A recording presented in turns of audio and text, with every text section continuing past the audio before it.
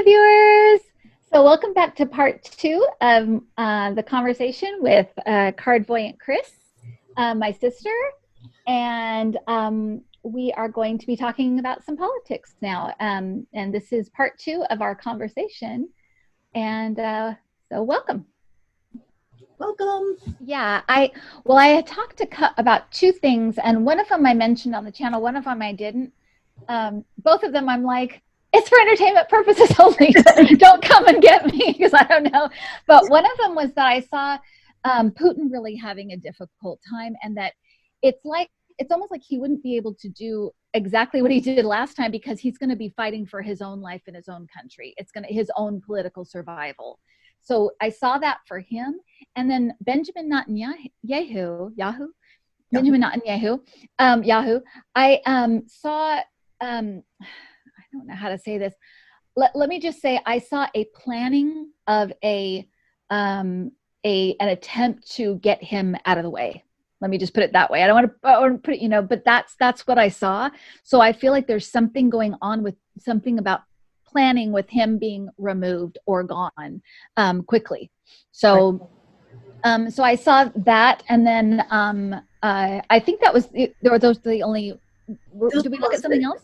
Those are the ones that I looked at today with the cards, and I just picked a couple of cards just because we had talked about it last night.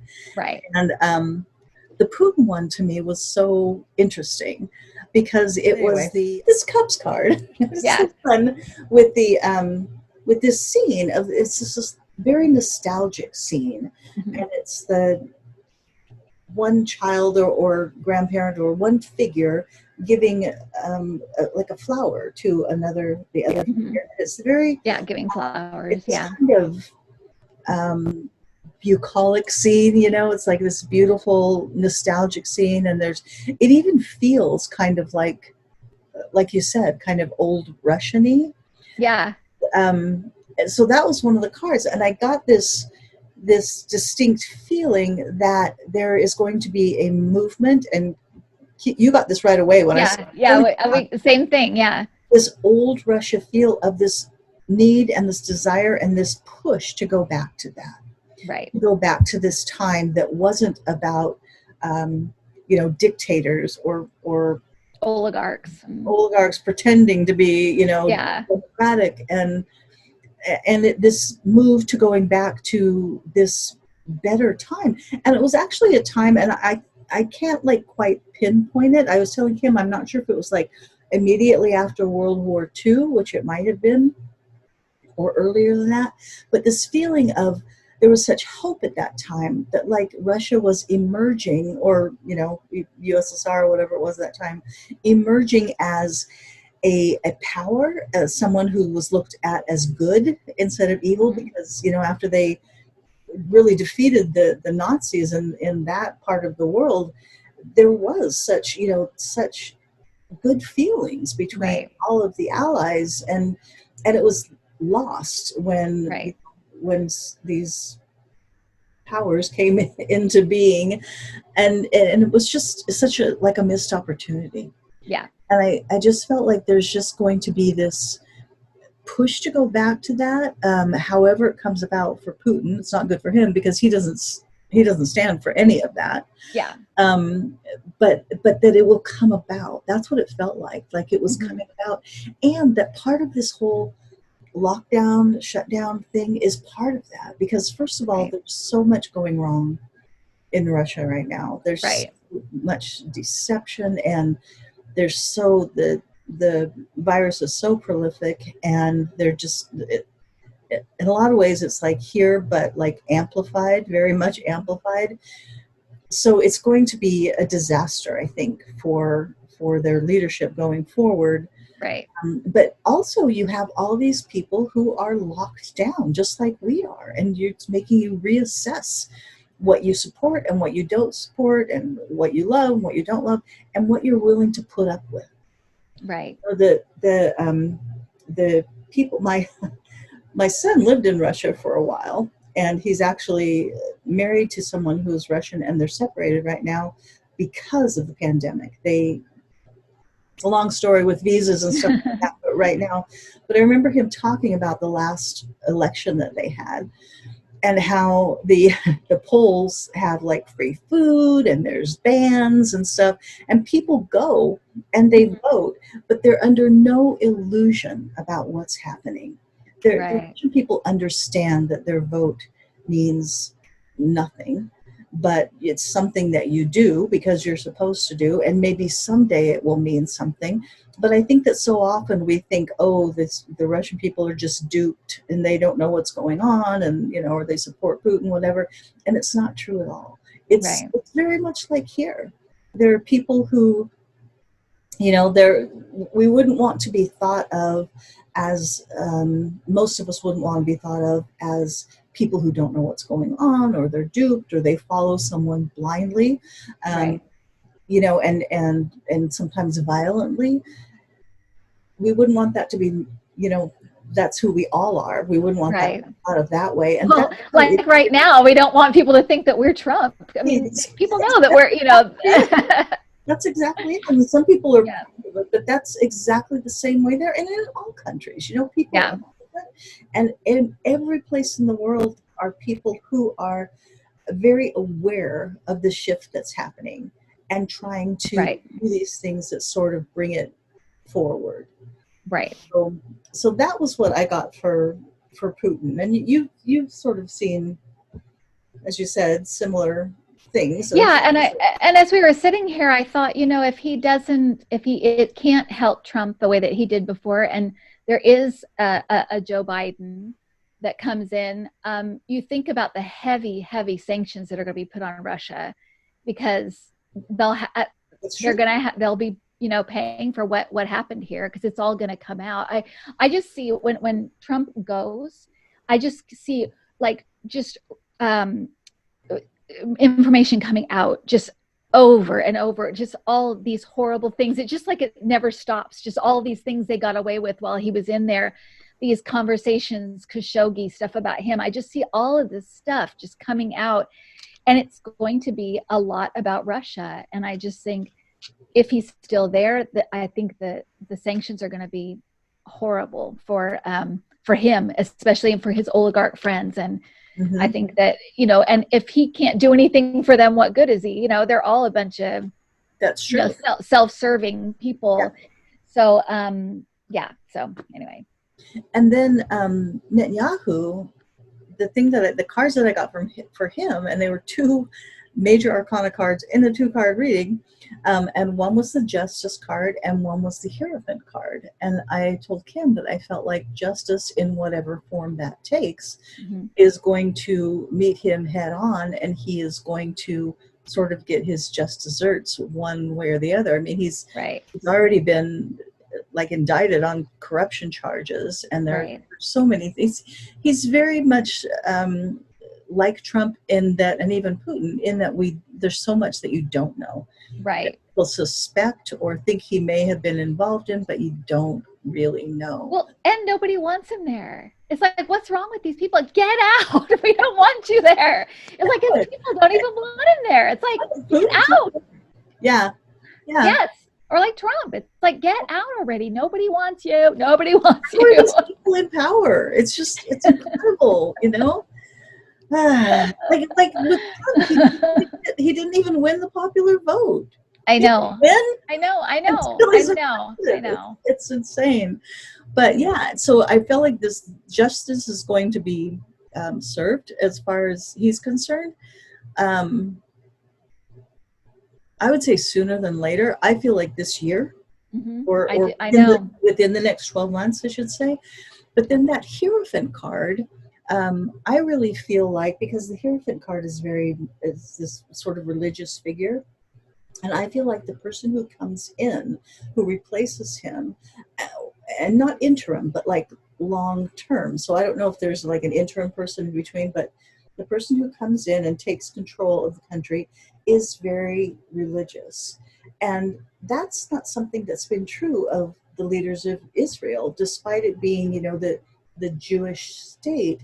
The leaders, for the most part, have been very secular. And this person who comes in, I feel like is quite religious, quite devoted, quite sincere in um, their religious beliefs, and so takes that sort of like all the best parts that you would think of religion or any religion, that compassion and love and, you know, looking out for others, takes that and brings it into the government. And it's a big shift Right.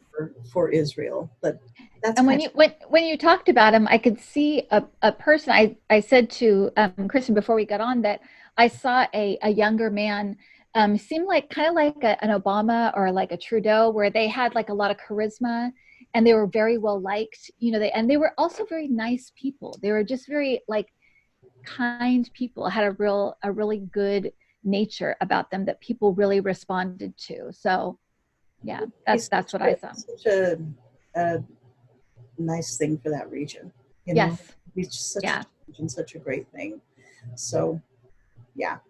Right. So there So, we and then, well, lastly, we wanted to talk about the Joe Kennedy thing because it kind of, a lot of people read on it because people were curious what other psychics would say.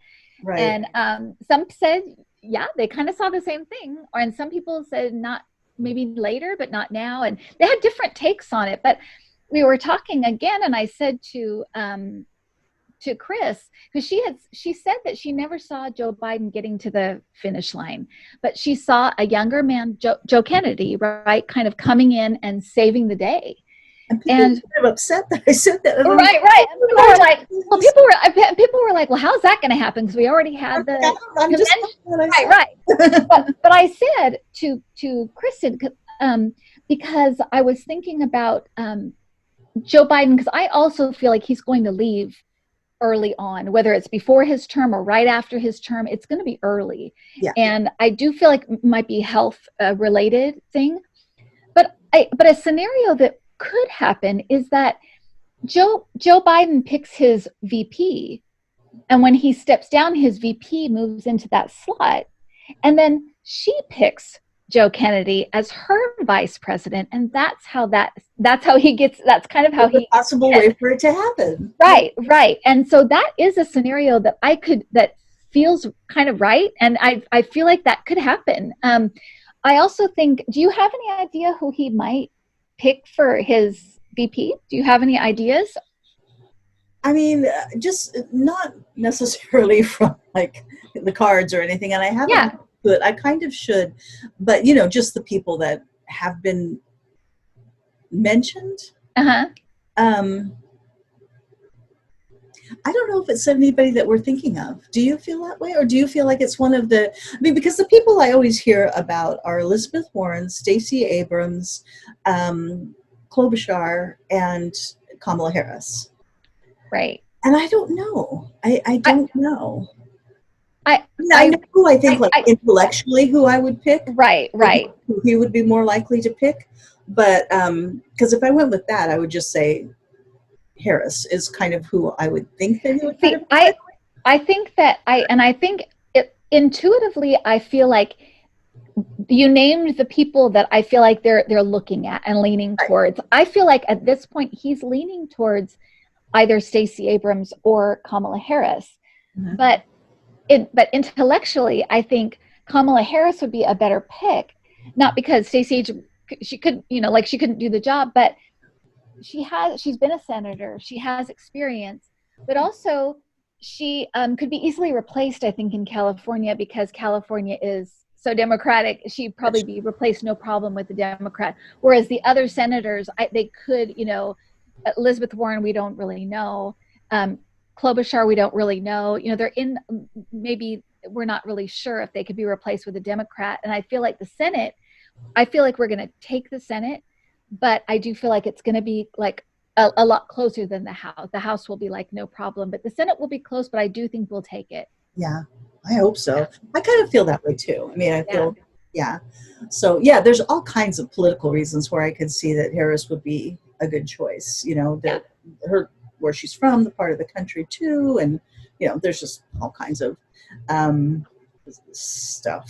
So, but I don't know, because I do think that there's the off chance that it could be somebody that we aren't thinking of. It could be. It absolutely could be. On the floor. So, so it's interesting to see. But I was going to say the thing about just saying something like that, and I've learned, and we've talked about this a lot, to just if it comes to you, especially like when you're reading and so forth, she got a bandana.